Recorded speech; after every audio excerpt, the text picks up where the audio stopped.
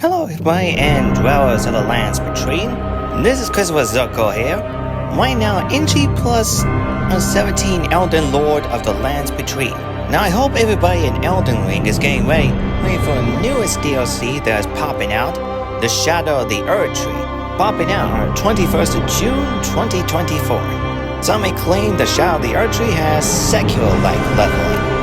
So while there are some Elden Ring players that may start a new character for a fresh start because that Shadow of the Erdtree may be tougher than even secular, but its current difficulty is still up for debate.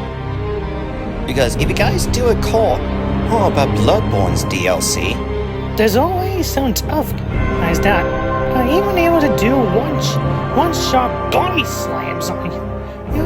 While have limited iframes and rolls, and the hunters in Bloodborne are supposed to be fairly agile. But in all fairness, the ones we kill is pretty much worth it, especially that green moonlight blade.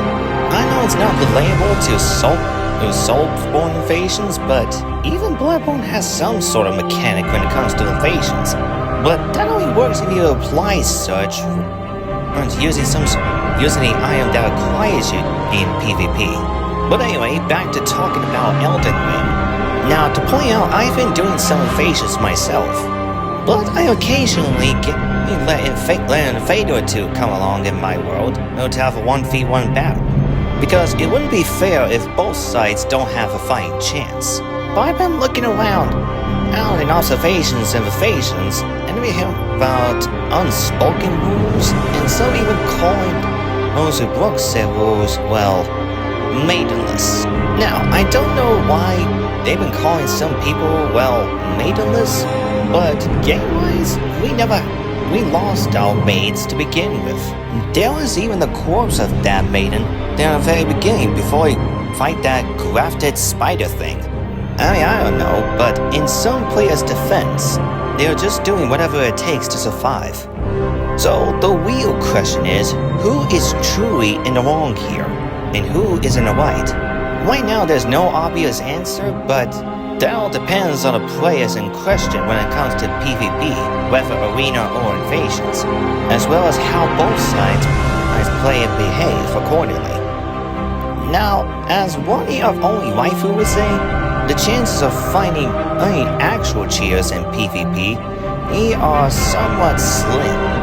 But when it comes to invasions themselves, the invasion player, may find Gankers 9 times out of 10, leaving invasions, well, almost impossible for victory. Especially when you had to deal with Gankers who are spamming so many magics at once, and incantations that leaves you no room to dodge, no room to breathe, and you're possibly get stun locked on every single second. And occasionally you find said Gankers is possibly one or two, you're hopping around the Tarnished corpse or crouching like some monkey jumping around on the pile of Tarnished corpses. But there are a few in PvP that does show somewhat respect, perhaps even telling the invader in question that is nothing personal. They just need to collect the runes so they can be strong enough to face more difficult bosses. And what's more, any hunters, invaders, or even throat fingers that did a job uncompleted, will get the rune arc. And these rune arcs are required to activate the great runes. Runes are the host of fingers, such as Radon's, Malenia's, even Molg's great rune. Of course, you can get those from some merchants, as well as even rats, but these rats drop a rare chance of rune arcs. Don't even know why though. But again, as I said, invasions might be near impossible depending on the players in question. Let me put an example for you. Imagine if you're doing invasions and suddenly cross into a world that has a trio of evildoers, specifically with Crimson as the host of fingers, alongside Donzuro and Striker as the third fingers, who's ready to gank any invader that gets in their way, they are becoming rich. So if an invader decides to enter their world, well, take a hard look at it, invaders.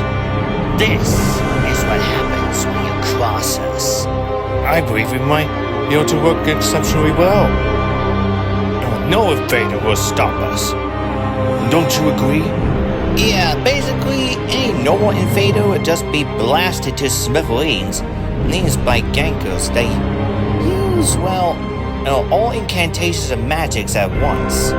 But if one uses the Tarnished tongue, there'll be two invaders that might be an even 2-on-2 fight. But again, it's still up for debate whether it'll be a fair fight or not, depending on the players themselves. Unless, of course, one side decides to cheat, either with infinite health or some sort of stats like stamina or FP, or even have max stats without any need of leveling. That here would consider to be big fat cheaters. There's even a time I encountered a cheater or two that has had the healing to out-heal the damage over time of the Black Blade's destined death. Fortunately, he's still able to take physical damage so that healing hacker is not completely invincible. But as I said in my previous video when I react to Justice's St. Patrick special, cheaters never prosper. And if you ganking PvPs, these would say that I'm cheating because I'm out of your ganking range. I can argue that gankers are technically cheaters, because there are most cases that they'll spam very OP matches and incantations against one measly invader who had earned wounds and rune arcs fair and square, mind you. And Malenia, I know you're not installing your unallied mods to get your revenge on Mr. Lemmy Solar. Put that laptop down. Anyway, there's no rule saying they cannot play however you guys like, just as long as you at least show good sportsmanship and be respectable to one another, and ixnay on being disrespectful to other players, such as crouching all over the defeated player's corpse, like some sort of monkey, and never say those types of words because they'll only hurt the defeated player's feelings, so he had to show good sportsmanship. Now, before we jump into the host and forward fingers, please allow me to tell you guys a bit about myself in Elden Ring. I'm right now level 610, but I mainly like to use two giant crushes, one with actual bleed, and any other known as quality for playerful strike, because bleed seems to still hit a lot harder than most ailments. But occasionally I do go to Malekith's Black Blade and Blasphemous Blade, for I do hold the boss weapons, and will be buffed to their true potential. And at times I go with the Great Sword, or specifically the Colossal Great Sword, often called the Guts Great Sword. And I do like to use Wadon's Great Wound because it gives me health, more FP, and more stamina. Now, to the host and forward fingers.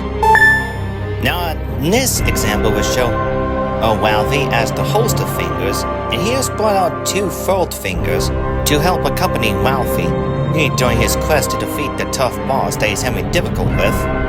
The two guys he brought out were Drake the Highlander and Daquan Burns, and both of which with their own great wounds, Morgoth's and Malenia's respectively.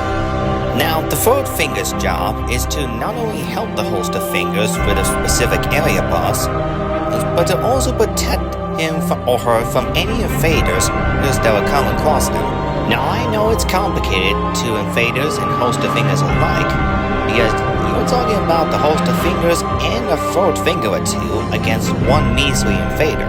Plus, only the host of fingers has the Great Wound activated, while the forward fingers, hunters, and invaders don't have their Great Wounds activated. Also, like the invaders and hunters, the forward fingers will have half as much potions as they have in their current homeworlds. Now, should the host and the forward fingers enter the boss area, the invaders and hunters will back off, specifically returning to their worlds where they belong. And should the host of fingers and the forward fingers defeat said bosses like Ancient Dragon Lancing Axe, Mycard the Lord of Blasphemy, even Malekith the Black Blade, the forward fingers that are summoned by the host will return to their respective worlds where they belong, with the acquired rune arc, for both their troubles in insisting the host of fingers with that boss. Now, as for those who wish to be invaded while in solo, it will require you to use the Taunter's Tongue, and that is required to use the four-calling finger remedy, two of which are required to be solo invaded.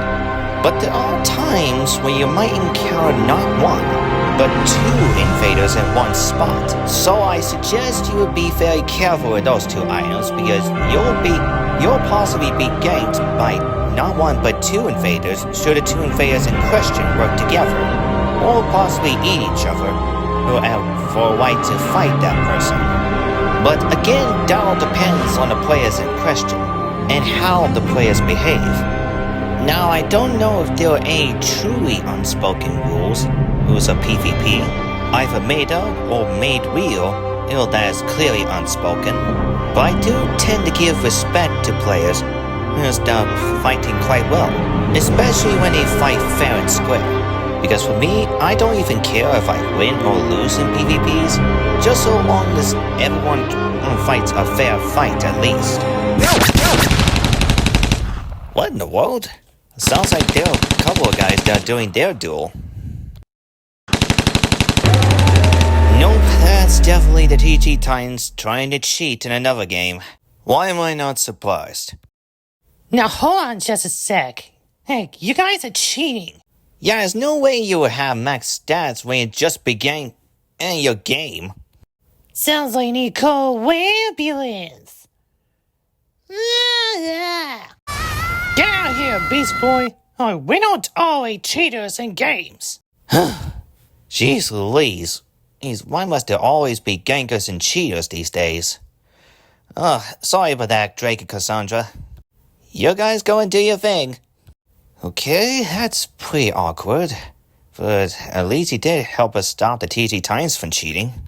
So, with that out of the way, you up for no round of sparring? Yeah, why not? So, to put in conclusion, invaders and host of fingers could be the good or bad guys depending on how they play and how they use cheats or not. So while having fold fingers will open up to any invaders, there'll be no guarantee either the invaders or the host of fingers alike will play fair and square or not. Either way, if any of you guys are doing PvPs, be sure to at the very least give good sportsmanship and be respectable to one another. And don't be the actual bad guys where you belittle the players you defeated by being like monkeys hopping all over. And there you have it, ladies and gentlemen. The waifus of Elden Ring is the current circumstance of player versus players. Whether arenas, duels, or invasions. Now, I may not know how shall the Erdtree would change in the concept of PvE and PvP alike, but I bet the Shadow of the Erdtree is gonna be a good DLC, and hopefully there'll be some more players who will be respectable to one another, whether PvE or PvP.